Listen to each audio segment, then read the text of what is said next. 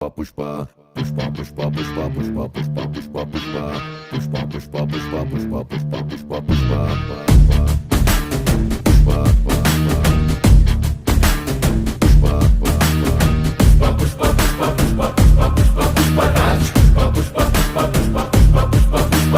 ಗಡ್ಡ ಹಂಗೆ ಸವರುತ್ತಿದ್ರೆ ದೇಶವೇ ಹೆದರಿತ್ತಂತೆ